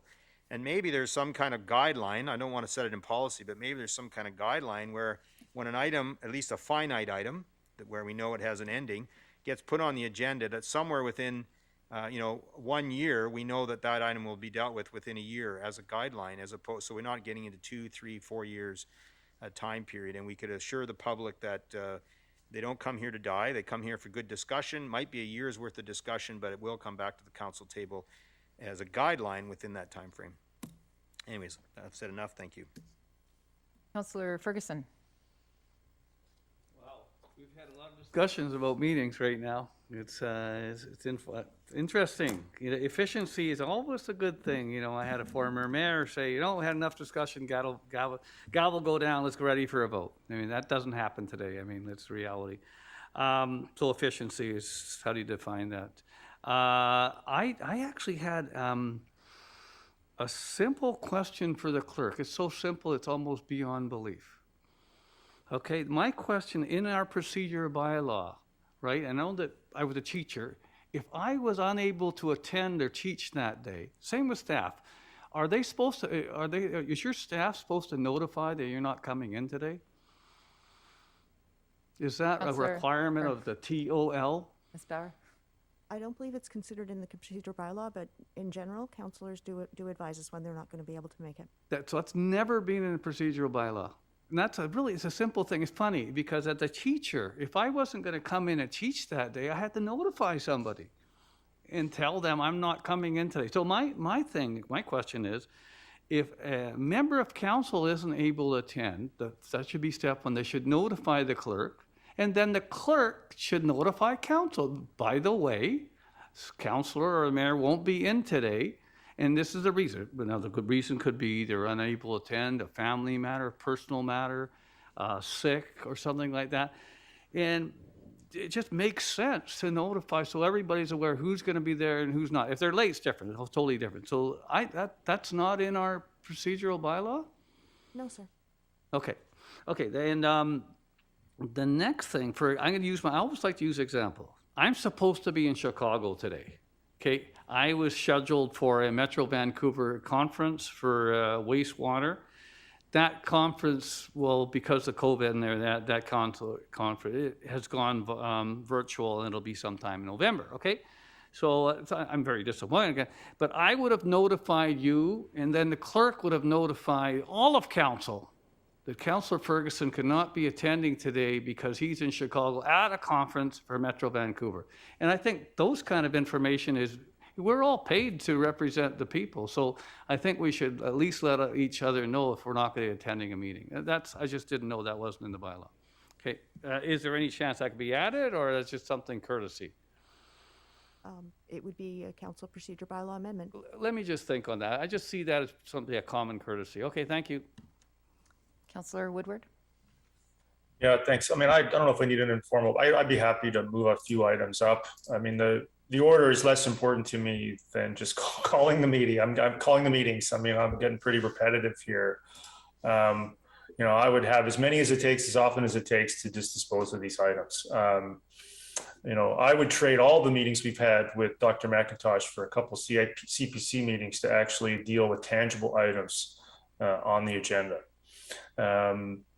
CPC updates, are ongoing and normal for sure, but these ones were actually very specific, proposed at a specific time by notice of motion, sent here, not processed for years. And I don't think that that's a process that's working. It's clearly not working for whatever reason. We need to call these meetings more often, and currently only one person has the ability to do that. So either we change that, we somehow convince that one person to call the meeting more often, so childcare doesn't sit on here for a year and a half. And I'd be quite happy to make that CPC amendment, the proposed procedure bylaw amendment to give some more general ability to call these meetings, but of course it'll probably go to CPC and sit there for 2 years. So, I don't want to move it to the bottom. I think, when it's sent here in order, it should be processed in order. It's just, you need to process them. And if you never have the meetings, how do you process them? So we seem to manage to find time for all of us to attend multiple Dr. McIntosh meetings with questionable results, in my opinion, versus a very tangible agenda with very specific items that need to be processed. And I think it's bordering on irresponsible to have something like the Child Care Action Plan sit on here for over a year. I don't think that's good governance. I think that reveals very clearly that the process is not working for whatever reason. So I think I would love to see a couple of these move up. I would also like to maintain the courtesy, to follow up on Councillor Long's comments. I'd like to maintain the courtesy that if one of my notices of motion, for example, or one of Councillor Richter's or even Councillor Long's gets sent to CPC and he's unavailable to make it, that it not be discussed, because again, it'll just, I think that's a common courtesy we should continue with. And I don't know why we went away. Maybe Mr. Becker can respond. From what I remember, prior to me being on council, I used to see CPC meetings scheduled at 10 a.m. or 12 p.m. and you would knock off an hour and a half of CPC prior to the council meeting when we knew council members were available and obviously scheduled to attend a long time in advance. When did that convention go away, and why did that convention go away? Was it a convention? How was that working, and why did that change? Mr. Backen? Thank you, Madam Chair. The history was that we were finding that the time allotted, I think, for some of those meetings the same day as council meetings was insufficient. So it was becoming an extraordinarily long day. So when we actually reviewed them at some of the McIntosh sessions, it was suggested that these matters be discussed on a separate day. So hence we moved to the other Monday of the month for the reasons we discussed previously in terms of scheduling and coordination, but we were using the same time frame, which was a 2-hour slot. So yes, the separate day was kind of at the, I'll say, direction of council. I'm not sure there was a resolution because it came from those sessions with a view to actually sacrificing part of the day, and preferably in the mornings, because then people would have the afternoons. Again, with the process we're undertaking now, I think we can likely extend that and probably knock off a few more of the items. Okay, so I'm going to follow up a bit on that. So for example, the process right now is we schedule public hearings in advance. I believe they're scheduled and then they're canceled. We get notifications that obviously there's no items on the public hearing agenda and they're canceled. Would there be some way to establish a convention with the mayor that it maybe on a day that public hearings are canceled, we know maybe the agenda is not going to go till, we don't have to come back at 7 or 8. Maybe we can do an hour or two of CPC on those days when we're expecting to not see a public hearing, for example. Would there be some way to sort of go look at some options like that don't require a bylaw amendment, to just figure out a way to communicate and make that suggestion that'll be followed, that somehow maybe on a day like that, we would be able to find an hour or two for council process committee items. And then we wouldn't end up with this 2-year backlog if we just meet regularly for an hour here, an hour there. Is there some way to consider something like that, Mr. Barron? Generally, yes, I think there would be. Generally we have the idea that we know something is not going to be needing a public hearing probably about 10 days, 14 days in advance, depending on publication timing. So that would mean that, for example, today, if there was a council meeting, we might know it would go away to 1 and be done by 6 if there was no public hearing. That would give us the opportunity then to actually do the 10 to 12 session on council meeting days when we have that information. The clerk's agreeing, so yes. Okay, so but I'm also sensitive to some complaints earlier this term, or feedback. I won't call it a complaint. Feedback that somehow the council meetings were getting too long, and maybe decision making was deteriorating because of the fatigue. And I certainly feel some of that fatigue as well. So I don't want to say that we're just going to go back to 10-hour, 12-hour council meetings if people don't find that effective. But I'm at a loss here in terms of how to solve this problem when only one person, again, has the power to address this. And again, I want to reiterate, I don't find it acceptable that a child care action plan sits on this queue for 1.5 years and only one person has the ability to deal with that. So I also don't want to suddenly say, well, some are now less important than others because they've sat there for 2 years. Oh, well, it's something that we've always deal with all the time. Well, that's probably not the motivation for the original action on the item. I'd like to see them processed in the order that they were submitted, or with some rationale for why that would be changed. For example, I would consider, the child care action plan and the social sustainability strategy and stopping strip malls, probably to be more important than a council procedure bylaw amendment. So I would see moving those up. But it's not acceptable to me now that council procedure bylaw amendment proposed in good faith 2 years ago may not even make it to this council. So again, I don't think that this is a solution to just reprioritize people's items away, especially when they're not here to give the original rationale. Thanks. Councillor Davis? When I agreed that we had some spare time, I thought we'd get something done. I know I'm being cheeky, but I honestly, I thought maybe we'd pick up one and throw her on and fry it up and get it done. And that's what we should have done. But I can see now that we haven't. So this time we're taking right now, we've got to turn it into a positive thing. We have a process in. As council, we put them there. And now we're complaining. We need to get these done. Maybe we should, we need to get them done. So by putting more amendments on, and I'm being cheeky, Councillor Ferguson here, but by saying, well, we should have an amendment that says, well, we can't make it. Well, that's not always, let's get some of them done. So maybe where do we go from here that doesn't make this more cumbersome and doesn't put a lot more rules in so that we can actually get these done? One thing that I see is, and I agree with Councillor Woodward on one issue, is it's a common courtesy. The person that puts it there should make the meeting, and they should be given one or two chances. And if they can't, well, then the mayor, if it is in fact the mayor that calls them, let's leave that decision to him. But let's talk to him as individual councillors and say, let's work on this. Let's get this out of here in 6 months. It doesn't need to be here. Instead of making a whole bunch of rules or changing things.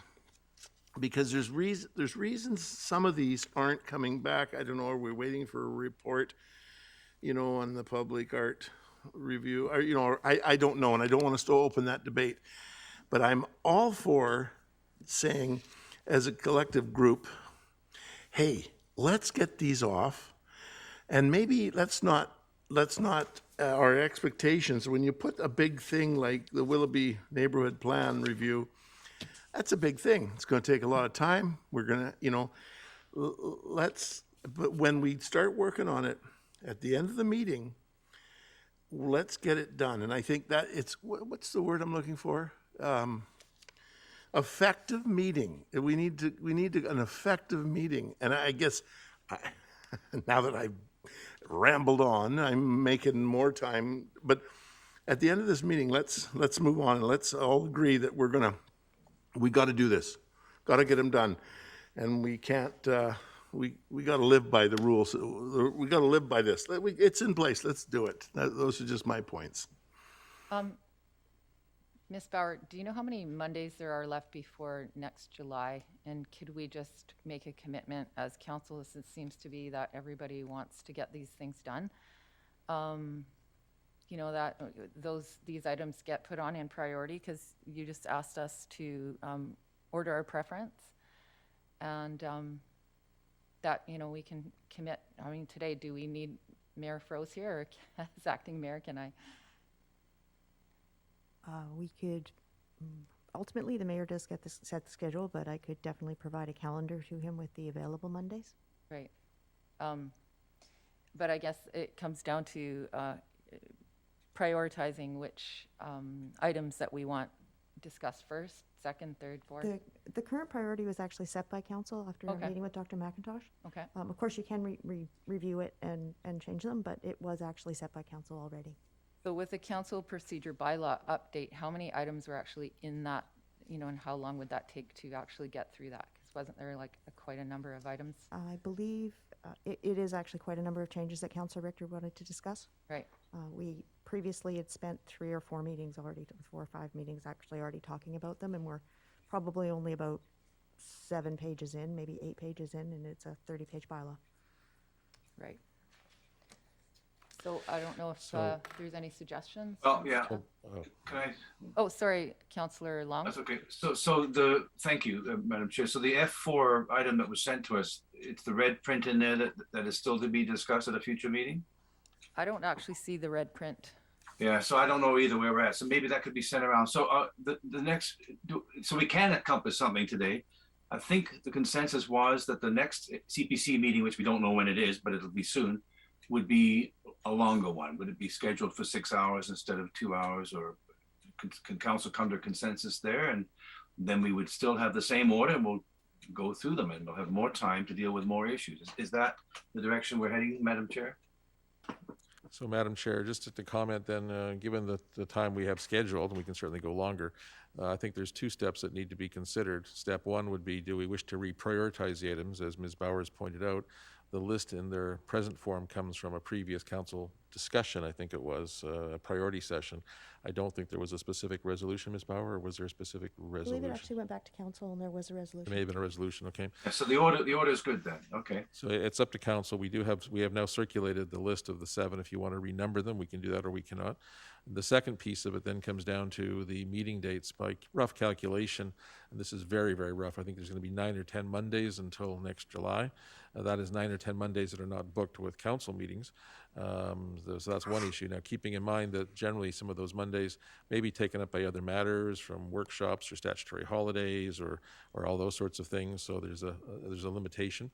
But as well, then we can actually perhaps have a direction and as to having longer meetings, maybe scheduling them for, I'm going to say 4 hours. I'm not quite sure, and try to do multiple items on those days. As you can see, time gets away from us very quickly, as we've already been in this session now for almost an hour and 50 minutes. So we have to be, I think, focusing on trying to get some direction and moving things on. Madam Chair, when is the next one scheduled then? And can we increase the time for that without having to redo a bylaw or anything like that? With the council, process committee is actually a committee meeting, so we can set them for our schedule. So when is the next one scheduled, or is not yet? I haven't got it on the calendar yet, no. Okay, well, I would move that the next one that's scheduled, whenever it would be a longer one. And whether it's 4 hours or 6 hours, but I mean, I think we can get more things done is what I'm hearing. We spent about an hour talking about the fact that we could do things better, so would that be a consensus? And could I also ask if it's possible that we don't just limit it to Mondays, that if there is another date that works for people, that gets out there? I don't know if that works for anybody, but it seems like we're limiting ourselves to Mondays. Maybe there's a Tuesday night that works. Madam Chair, we just let's explore that a little bit. So we know that some people have employment commitments, say on the Tuesdays and Thursdays. There's also Metro committee meetings that are sometimes during the days on the Wednesdays and Thursdays and Fridays. And as well, there's our own committee meetings that are when we're up and running, which are not running up right now. They might be soon, that would still be running on the Tuesdays to Thursdays. So the short answer is the best time is probably the Friday nights or the weekends if we're trying to schedule beyond those, which are a matter of contention on occasion. Well, we all attend Metro meetings on Saturdays, so maybe we can set aside a Saturday. Well, Madam Chair, we're getting two things happening here. If the next meeting is a Monday, can't we meet for 7 or 8 hours on that Monday instead of the 2? And we could have a nice lunch break, couple of coffee breaks. Totally agree. Ms. Bauer, is that possible for the next? Yes, I will discuss it with the mayor. Okay. Is there any other comments? I'll move termination. There is no motion then. There was a motion made but not accepted. I'm not clear what's. Well, it's going to discuss it. So we have a couple of speakers, Councillor Davis and then Councillor Whitmarsh. Yeah, I've just made my vote here, but I hope I haven't complicated it, because I don't know exactly if we're waiting for certain things and how much staff time. So all of a sudden now, if I vote for one of them, I know if I vote for one of them, I hope I'm not denying one or two other ones that are ready to go to. But anyhow, I've done that. So I don't know. I'm not trying to change things, but I don't know if we need to go to a Saturday or a Sunday or whatever. The reason I say that is we have the next meeting, and I like what Councillor Long is saying, and I'm reflecting what everyone says. If we maybe use the meeting more effectively, maybe in the next meeting, if we have it for 4 or 6 hours, because it takes time to set up, whether we meet here for 5 minutes or 2 hours or 4 hours, maybe we should try to get 3 of them off the thing. Well, I know I'm not trying to say, hey, let's line them up and move them on. I'm not saying that. But, I don't know if Saturdays is a good, I can be there. I'll be there anytime. But I think we, maybe instead of a 2-hour meeting, a 4-hour meeting, but make sure we have effective meetings and we're all ready for them, and then we can take it to council. And but when we get it to council, let's not reopen the debate. Anyhow, okay, thanks, my 2 bits. Councillor Whitmarsh? Yeah, just a comment about the order here. I know there's been a sheet passed around to possibly reorder. You know, I'm fine with the order that was established by council before.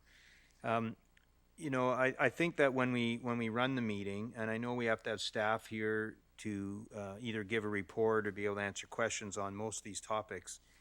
And so what I would suggest is, in terms of scheduling the meeting, that the council procedure bylaw update, which, you know, still is important, but it is in the second half of the meeting or the bottom third of the meeting, and the first part of the meeting is the things that we know we need staff for. So we know which staff are coming, we know what presentations are coming, we know what topic is there, and staff isn't just sitting waiting, wondering if they're even going to be on the agenda or not. So I think it's best to put them first, put council procedure bylaw update as a second or third item on the meeting, so that we can get some clarity on that. And I'm fine with the order. I'm also happy if council wants to vote and change the order, we can do that. But I'm fine with the order. I think we can knock it off a lot quicker if we have efficient meetings. And we know that we get another chance to talk at the council table, so we might not have to say everything we need to say, and we can rethink things after the council priorities committee. It's not the final decision, so we get other opportunities to speak. So I'm happy with the order. I would just order the meeting, individual CPC meetings, so that the staff relevant topics are dealt with first in that specific meeting. So, Madam Chair, just being mindful of the time, there's really 2 issues on the table. The first is the reprioritization, which we're hearing is probably not as popular as we first thought, so we can maybe set that aside for the moment. And then the second topic is really then the length of the meeting days and maybe the meeting dates, but I'm just going to limit it right now because there seems to be a consensus so we can meet longer. It would likely be appropriate in the first instance to have a motion that the meeting, CPC meeting times be increased to 4 hours or something of that nature, or whatever the mover may choose.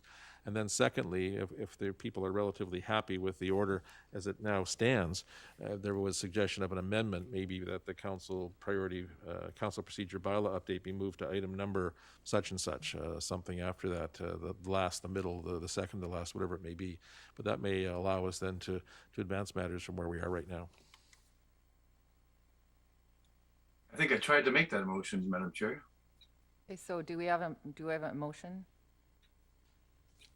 Well, I think I did already, but I'll do it again. Okay. That the next council meeting, whenever it is called, would be longer. And I don't know if it's 4 or 6. I think 6 might be better. Scheduled for 6, and then we get off early. That's fine. So 4 or 6? Do we need to clarify which?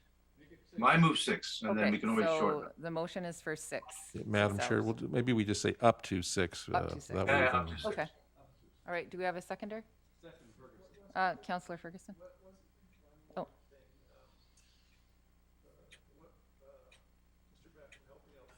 Councillor Davis. There will be a second motion. There may be a second motion. Oh, okay. I think I am we're fine with sorry. the order, so I don't. if Okay, there is so another we motion. have a mover, Councillor Long, and seconded by Councillor Ferguson. I'll call the question. All in favor? I actually have my hand up, Madam Chair. Oh, sorry. Councillor Woodward. Yeah, so I just want to confirm that, so it's going to be scheduled when? Like, was the motion intended the mover to make it specific to the 1st of November when there is no public hearing? Or is it again, back to this nebulous, some kind of meeting in the future at some point? Well, if I could answer that, I heard several times that it's up to the mayor. So I guess at this point, because we don't have a procedural bylaw that says any different, and my motion said the next meeting, which would be on a Monday and would be called. That's what I'm trying to get clarified. Okay, So so if we'll that's, get staff to chime in. Do we have oh, Ms. Bauer is looking. Just pulling up a calendar.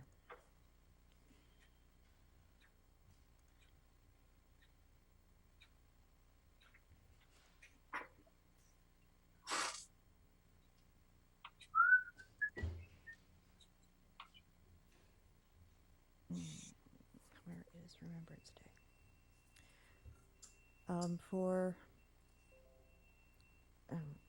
Depending on on budget meetings, and I'm always very hesitant this time of year.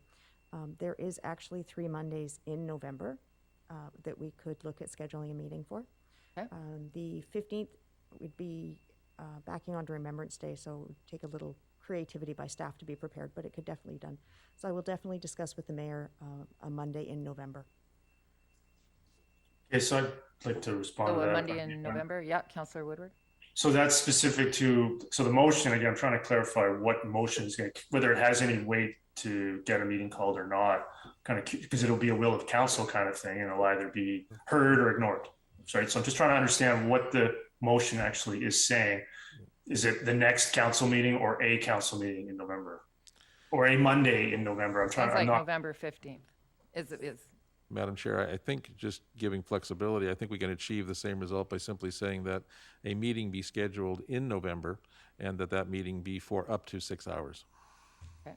So that would, so I don't think that was what Councillor Long was getting at, because I just want to do it on the 1st, and then I'll do it on the 8th, and then I'll do it on the 15th until the queue's gone, right? This idea that it's only one, again, this backlog has been created, so let's clear it off. Like, so I thought Councillor Long was looking at something like the 1st is what the motion was. So if we have a regular meeting on the 1st, so I don't see that. So I said the next meeting, whenever, and I would go along with the wording of a meeting in November. Whatever. Okay. So if it's a meeting in November, I mean, I'd like to say, I won't make an issue of it, but this, you know, a meeting in November on up to 6 hours. I mean, I see a bunch of available days in November here. Like, why limit it to one? But, you know, if this queue is just going to continue, is it a friendly amendment or amendment to just say as many meetings in November as it takes? And if he doesn't call them, he doesn't call them. But I think I'd like to send a message that this list is important to me, at least, and I want to process it. I don't want to have more going on into January, February, March, especially if more items are sent there, which I suspect is going to happen here in the next couple of council meetings. More are going to get sent here anyway, and the backlog just gets bigger.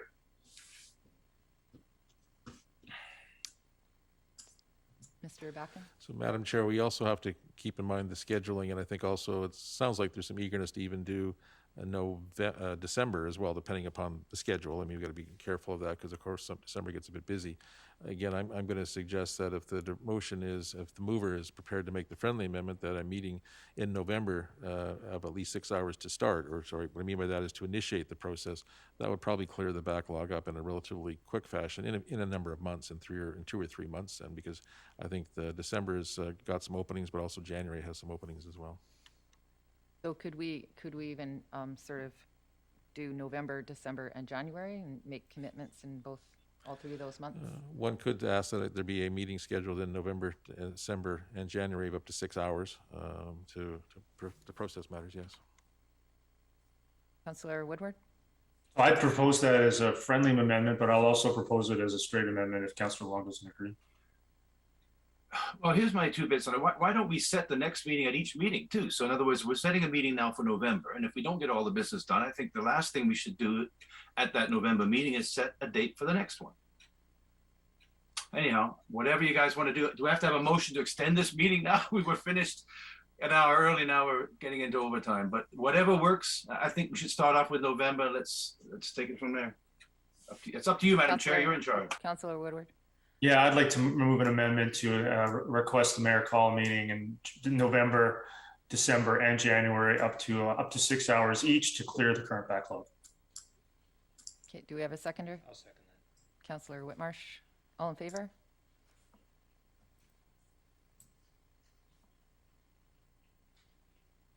Opposed? I guess that's you. Any opposed? Okay, so it's unanimous. All right, so back to the main motion. Is that right? It'll Okay. be the main motion as amended, yes. Okay, the main motion as amended. All in favor? And no one opposed. Okay. Okay, I move termination again. Okay. It's now after 12. All right, all in favor? Is Okay. Councillor Davis the second for the motion to terminate? Sure, David, Councillor Davis will second that, I'm sure. Yell it out, David. Right, true enough. I'm not a, Okay, motion to terminate. Okay, there we go. I know I need a little practice, Councillor Davis. This chair stuff is, Okay, bye, everyone. Thank you.